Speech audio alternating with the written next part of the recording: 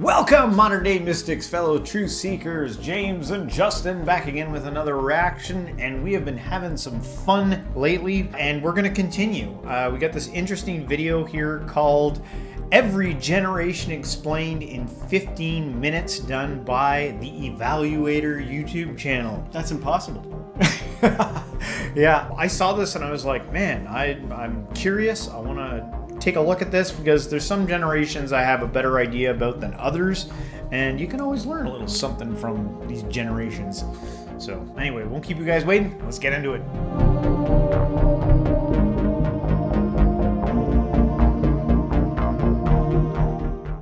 The Lost Generation, 1883 to 1900.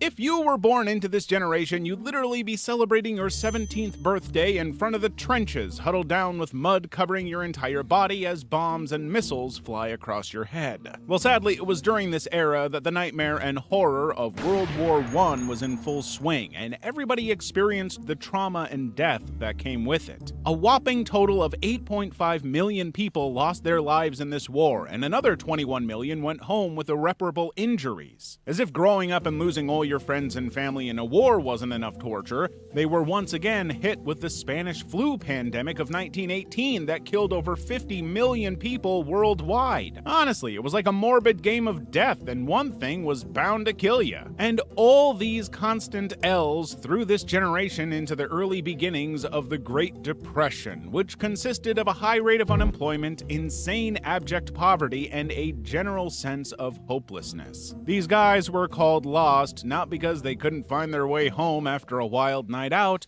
but because after everything they went through, lost was the perfect way to describe them. Well, nobody can blame them for calling themselves a lost generation, honestly. However, a lot of good still came from these guys. They were still able to reach within themselves and come up with people who made significant contributions to the world. Well, they have Albert Einstein, who developed the theory of relativity, and Alexander Fleming, who discovered penicillin, who was also born during this time. The Greatest Generation, 1901 to 1927.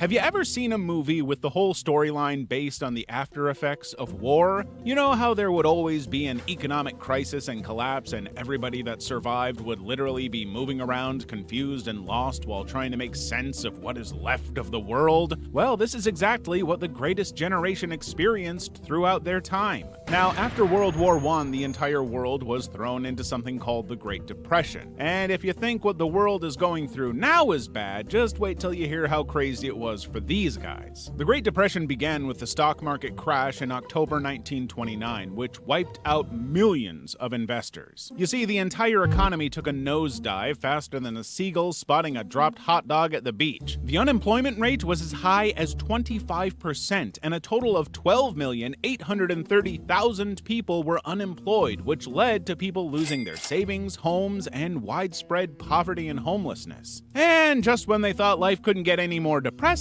they were hit with World War II. It was like the universe saying, hey, you know what would spice things up? Another world war. And sadly, young men were once again trading their dancing shoes for combat boots. This particular war was way worse than the previous one and claimed the lives of over 60 million people. Till today, it is known in history as the deadliest international conflict ever known to mankind. This was also the period that the Nazis decided that they were superior beings and killed over 6 million Jews during the Holocaust. After the horror of the war, the people who survived came back with a renewed appreciation for peace, democracy, and love after having witnessed the worst in humanity. They started rebuilding the economy once again with Alan Turing, who pioneered computer science and artificial intelligence, and Grace Hopper, who developed the first compiler for computer programming language, because of which today you are technically able to watch videos on my channel. The Silent Generation. All right, before we continue, I think it should be noted that despite all the horrible things that went on in the world, you could pull from both those generations that they still made the best of it and then came up, a little bit better on the other end. They all learned something, rebuilt and put it all back again despite having gone through such horrible things. It's kind of like the yin-yang effect, right? Terrible things happen, but, with every bad thing that, seems to steamroll through even a generation, they can collectively come together and still kind of find a way to bring it back to something. Perspective to me seems to play a big role here. Yeah. And try to liven up a little bit here. Forgot we're being, we've got to be somewhat entertaining. Perspective plays a role. Because I see a fixation on the idea of like progress. Like we've progressed. There's straight lines here to regard, We're not smashing flint together to make fires anymore. This is technology and progression. Yeah. But I'm wondering in any case what role perspective plays, whether you've got terrible news, terrible news about your life or something, whatever circumstance you encountered. Are there people that just take whatever news comes their way and do a variety of things with it? Yeah, you're right. Sometimes people are like, this is going on, I'm going to invent computers. Yeah. Then there's some people that no matter what goes on, they'll be like on a couch hitting a bong like, it's all right, man. You dodge the draft. Yeah. Or, if you do get enlisted, there'll be some guy that just, no matter what happens, even if they get shoved out of the boat, their last moments, one person will be terrified, that's probably more common. Yeah. And another person might be like, glory, I'm ready to go, Yeah. It's all perspective because there's always things going on. There's people we know that are like, things are really bad right now. Things are really bad right now. Yeah. Terribly bad in all kinds of sophisticated ways. Yeah. Bad things have never had. I sometimes get like that. Yeah. The world is so bad right now. Well, is it World War II bad? Is it Middle Ages? Is it Dark Ages bad? Yeah. Forget the World War II. You're not even a knight. You can't even get. You're a poor person on the outside of the kingdom. You don't even get to be a knight, which wears icy steel and goes into battle and all this crap. So always there's things, and always it's going to, how it unfolds is going to be based on what kind of cards you're dealt, what kind of situation you spawned into. But also, it's going to have to do with your perspective when you're looking around. Like, what is the, I know that people are really want me to think something on this side, but what if I just, what do I decide things are absent of other people's input about, their labels, whether or not this is good, a calamity, an atrocity, bad. Yeah. Decide for yourself what's going on. Yeah. Maybe it's non-linear. Maybe the world's just always in process. Yeah. One other side note I noticed there, they mentioned that 6 million Jews died in World War II. Terrible, totally horrific. But it always surprises me that it gets left out that 27 million Russians died in World War II. No one ever brings that up. And I'm like, is that on purpose? I think it's because with the Jews, it was yes, it was genocidal. Yeah, it was terrible, but 27 million. This is crazy. Yeah. No, it's probably a lot of stuff that doesn't make it to the forefront. Yeah. Of all kinds of things. We'll continue. 1928 to 1945.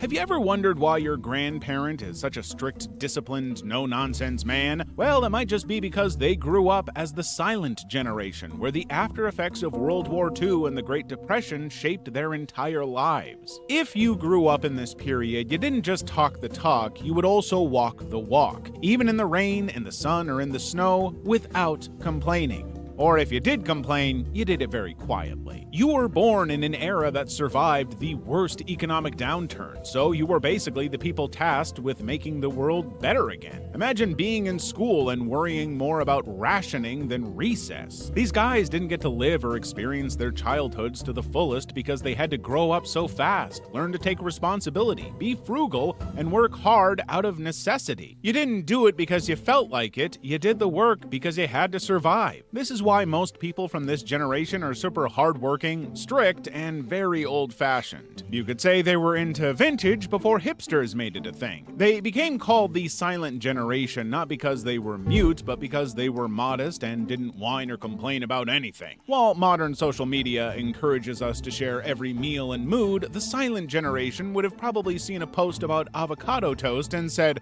"Back in my day, we were lucky to have toast." Baby boomers, 1946 to 1964. The story of the baby boomer generation began in the aftermath of World War II when soldiers returned home, love was in the air, and the young couples were working overtime in the bedroom. This generation is called the baby boomers because they were born in a period that saw an unprecedented number of births. It was like they took the passage from the Bible where God said, "Go forth and multiply," a little too seriously. It felt like someone flipped a switch from war to peace and then to procreate. Hospitals were busy. Nurseries were full, and the sound of cooing babies was the new national anthem. The baby boomers grew up during a time of great change and optimism. The economy was booming, much like the population, and houses were being built faster than you could say white picket fence. This generation saw the rise of rock and roll with Elvis Presley shaking things up on TV, just like we have TikTok challenges now. If you were a boomer, your childhood likely involved playing outside until the streetlights came on, riding bikes without helmets, and watching TV shows like Leave It to Beaver and I Love Lucy. One thing that sets boomers apart is their optimism. They grew up believing they could change the world, and in many ways, they did. They questioned authority, protested the Vietnam War, were at the forefront of the women's liberation movement, and fought for civil rights. They were like the superheroes of social change, minus the capes. Generation X, 1965 to 1980. Let's start with their name. Generation X. It sounds like a superhero team, right?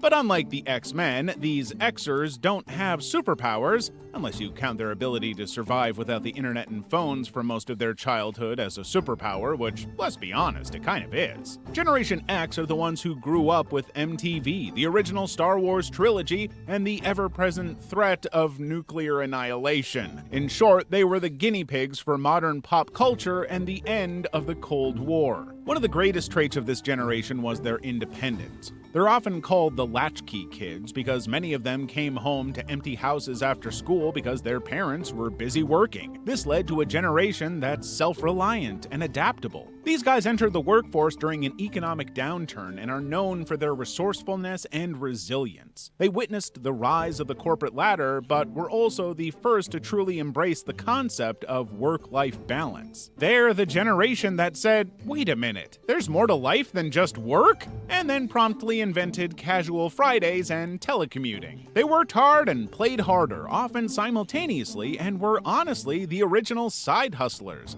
juggling multiple jobs and gigs before it was seen as cool. This generation gave us men like Bill Gates, who's the co-founder of Microsoft, Steve Jobs, co-founder of Apple, and Jeff Bezos, founder of Amazon. Basically, Gen Xers were the cool aunt or uncle of generations. They're old enough to remember life before smartphones, but young enough to explain memes to their parents. They've weathered economic ups and downs, technological revolutions, and the entire evolution of video game consoles. Millennials. All right, before we get into millennials, I got to stop it because I'm right on the border. I was born in 1980, so I guess technically that makes me a Gen Xer, but I consider myself like I'm a bridge. I'm a bridge between millennials and Gen X because, you know, I was right at the end and the beginning of the millennial movement. But one thing a video like this is really good for doing is helping you or giving you, like you said before, perspective and understanding on why maybe generations act the way they do. Because you see nowadays there's a lot of frustration with certain generations, right? Even like, not so much now, but maybe 5-10 years ago, millennials took a lot of heat. Everyone was felt like everyone was blaming millennials for everything. Like 5 years ago, you know. There were people getting into arguments. They're like, technically, I'm not a millennial, or technically, I guess I'm a millennial. Yeah. Yeah, there was like a shame around being a millennial for a bit there. Yeah. I don't know. Maybe that seems like it's kind of disappeared now because Gen Z or whatever, they're a whole nother ball of wax too.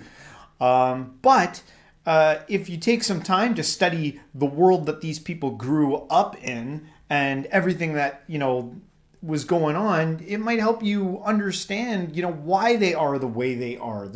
People aren't away for no good reason. There's a lot of good reasons why people were. That was why when it said that, like, boomers are very optimistic. They seem to see the good. Like, they're always trusting in government and trusting, like, boomers have this, like, faith in certain things. And it's because they grew up in a time where you could have faith and believe in this. Like my non-affected by this impression of boomers is there's very much this like, ready to watch CNN, ready to side with the government, which is interesting because they also would have been the hippies and everything too, right? Yeah. Boomers, yeah. So one thing is like, I remember in college they taught about a lot of, after the Great Wars, there was a lot of art that came out where it was like, they wanted to understand the horror they just saw because they were like, you don't understand. If you weren't there, that was unbelievable horror. Yeah. And there'd be like, what's his name? Salvador Dali, maybe. I'm not sure. That might have been after the First World War, but other artists, in college, they were telling us that they were trying to like express and figure out what is peace? What do we do here? And then you have the beatniks and the hippies that emerge, and they're like, they see this sort of cellophane, life that people that are like, got a bit of a chip on their shoulder, like you come back from war, and if you're a certain demographic or a certain class, it's very easy for you to get work and just hop right back into that job, Johnson, and never mind that there was a bunch of women doing the work while you were gone. You can go all be wives now again, and the men will all have jobs, and, so there's like a weird falseness to it too, even, and I think the hippies that came around saw that hypocrisy and saw that, and also had a lot of parents that were like, had PTSD. Yeah. So we're like, no eye contact, and they were like, I'm going to go be a hippie. You know what I mean? By the 80s, by the time you get to the Generation X / Millennials, the Reagan era had appeared. The hippies sort of like, we saw the limits of hippiedom, of this like, we'll just be unified by our rebellion, never trust anyone over 35. The Generation X or whatever, hippie generation, their rebellion towards their parents, and there was like a backswing back to hypercapitalism. The 80s was like Reagan, like don't even talk about drugs. You're going right to jail. No pass go, right to jail, no drugs. And hypercapitalism, fat cell phones, like a big shot. Everyone, women too, shoulder pads. Make money. It's all about money. Yeah. And then we're about to hear what comes next. But that's just from my perspective. It was kind of like that. So everything, you're right. To go off your point, it's like a pendulum swinging from one extreme to the other, to a response to what came before, a desire to understand. 1981 to 1996. AKA Generation Y, AKA the digital natives. These are the people who were born during the rise of the internet, smartphones, and social media. If you were born during this time, then you can be comfortably called a master of adaptability because you've legit lived through it all. From dial-up internet, flip phones, and smartphones, and you're probably still waiting for those promised flying cars. They're like the Swiss Army knives of generations, versatile, handy, and always ready for the next big thing. Millennials are also highly educated because their parents often encouraged them to enter college. Unfortunately, they entered the job market during or just after the Great Recession, which is about as fun as it sounds. This led to them being labeled as lazy or entitled, when in reality they were just trying to pay off student loans larger than the GDP of small countries. Millennials have also been accused of killing the housing market, but let's be real, the only thing they're killing is the idea that you need to own a home to be successful. They're more interested in collecting experiences than possessions, which explains why their Instagram feeds are full of travel photos and not pictures of lawns they've mowed. Technologically, millennials are the Goldilocks generation. Not too old, not too young, but just right. They're the generation that can explain to their parents how to use Facebook while simultaneously asking their younger siblings to explain what Snapchat filters do. At the end of the day, millennials are a generation of adaptation that has navigated the shift from analog to digital, from stable careers to the gig economy, and from traditional values to progressive ideals. They're like chameleons, blending into the ever-changing landscape with humor, resilience, and a smartphone in hand. Generation Z, 1997 to 2012. Imagine a generation that literally grew up with smartphones in their cribs and Wi-Fi in their playpens. Known as Gen Z, this generation is the original digital gurus and has created and seen more memes than any other generation. If you are Gen Z, then you can probably communicate more effectively in emojis than in words. This generation is so tech-savvy to the core that if you handed them a rotary phone or flip phone, they would probably stare at it like it's an alien artifact because they grew up in an age where touchscreens, voice assistants, and 24/7 internet connection were the norm. Gen Zs have never known a world without Google, which is simply like having a tiny professor living in your pocket, except this one doesn't give pop quizzes or boring lectures. For Gen Z, research means scrolling through Instagram, and library is just a fancy word for that place with free Wi-Fi. Social media is a way of life to this generation because they live and breathe platforms like TikTok, Instagram, Snapchat, and whatever the new app is trending this week. However, this isn't what this generation is all about. Gen Zs are actually a very socially conscious and intelligent bunch because they really care about climate change, social justice, mental health, and animal safety. This generation of kids is tackling big issues with the same fervor they use to tackle COD opponents. They have an ability to multitask and look for the easiest ways possible to get the work done, which makes them very resourceful, smart, and productive. Generation Alpha, 2013 to 2025. These little tykes are the first generation to be born entirely in the 21st century.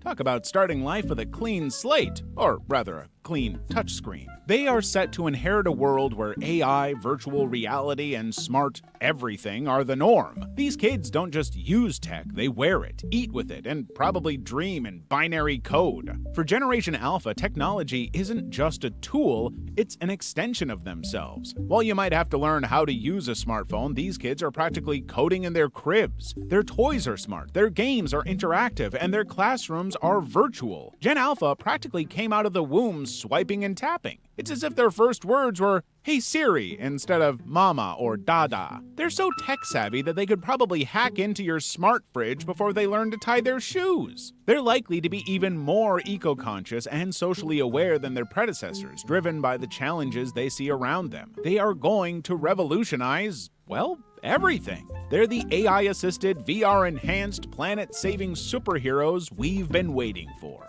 Futuristic New Age Generation. Imagine a generation of kids growing up in a world where traffic jam means a bunch of flying cars stuck behind a flock of confused geese. These kids would be asking the constant annoying, "Are we there yet?" while soaring over city skyline. There would also be things like personalized jetpacks, which would literally become the new bicycle. Commuters will zip between skyscrapers, dotting holographic billboards and automated delivery drones.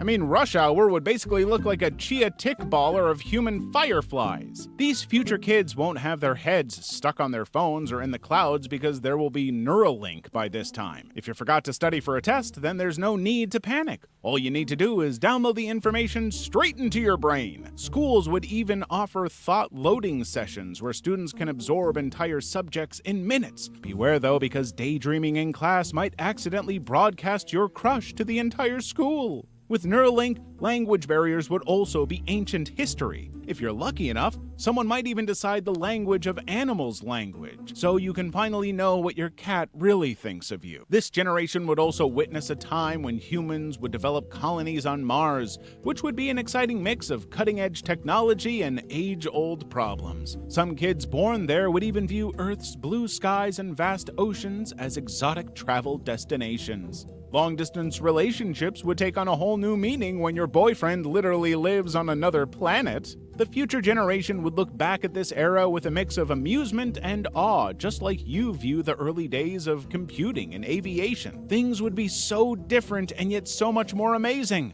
Who knows? Humanity might even visit the stars soon. Solid video there by the Evaluator. I think there's a lot to glean from a video like that. I wanted to change what I said about the drugs in the 80s because there was a lot of, there was like cocaine and crack where I think were big in the 80s. Yeah. It's not that there weren't underground drugs, but there was a lot of, they really amped the campaigns like, the war on drug campaign seemed to be at its height. Whereas into the 90s when you got into like grunge music and all this stuff, it was like, pot's okay, man. There was like a revivification of like a second psychedelic, the beginnings of a psychedelic revolution seemed to, from my perspective, seemed like they really started taking off in the 90s. But in the 80s, it was almost like this, I don't know. Like a shutdown? I don't know. Stifling? The end of the 80s is when you started to see a backlash, like shows like Married with Children and The Simpsons and like making fun of the classic household stuff. But I don't know. maybe I was limited, and maybe somebody from the 80s was like, no, man, it was chaos. Yeah. There was all kinds of hippies and stuff around. One thing that was kind of interesting Probably about both. the later generations there, that the video was saying that they were more consciously aware of, I guess, their surroundings and other people, even though from what we see sometimes it looks like they're not connected, because they're like younger generations nowadays tend to look isolated in their rooms, on their gadgets, doing whatever they're doing, not going out not going out until the street lights are turned off and coming home. But they're still somehow finding a way to stay connected. They're talking with each other on these devices. They're just doing it in a way that I think makes older generations, even me myself, feel a little uncomfortable sometimes. It can be uncomfortable the older you get to look at something changing in front of your eyes. Well, that's not how I remember it. That can't be right. They can be scary sometimes. There were scary things back then. First of all, you were friends with whoever was in proximity to you.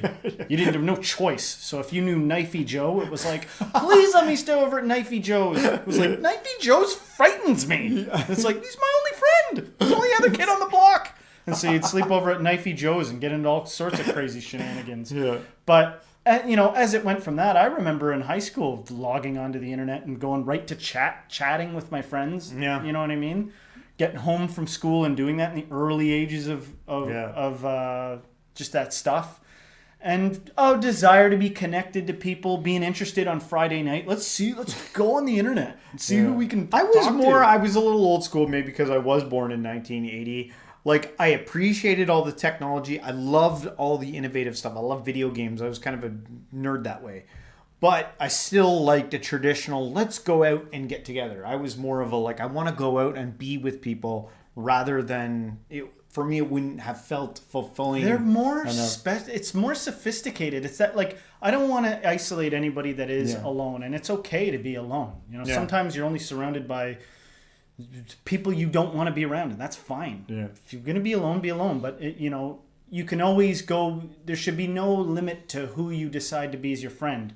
And I see that these people pick and choose exactly who they want to be their friends. They're like, look, I'm into whatever the hell the thing is. Pokemon cards, I'm aging myself, I'm into Pokemon or X Comic-Con, whatever. Yeah. And they choose who they want to meet up with, and they can digitally choreograph or organize what they want to have happen and really pursue exactly their desires and all sorts of they can find out exactly what they want to do. When we were kids growing up, it was there's nothing to do. There's nothing to do in the middle of the summer, so you just meet up with the other scallywags that happen to be within arm's reach, and you'd be like, I don't know, I found bottle rockets, I found some dangerous stuff we could go throw at something, or there's found something horrible down by the creek. Let's go investigate. And it's not a matter of better or worse or whatever. It's just what was presented. It's the environment around you. Kind of gravitate to whatever you're given. Yeah, but I see a lot of people, especially 90s kids, they've got this pride about them where they're like, the last generation to do this and the last generation to do this, and they're the best generation. Kids will never know. They've got cool shit that you would love if you were born in that stuff. The people, everybody right up to now, they've got unbelievable stuff. I've put the kids' VR stuff on before, and I'm like, this is amazing. This is too good for me. I'm too old. You know what I mean? It's too stimulating. Get this thing off me. Does anyone want to talk? Good stuff. Really like this video. Guys, hopefully you liked our reaction on it, what we had to say. Leave a comment in the description telling us what you think about these generations, what we can learn, all that good stuff. If you liked it, don't forget to hit the like, subscribe, share this with a friend, and everyone until next time, stay spiritual.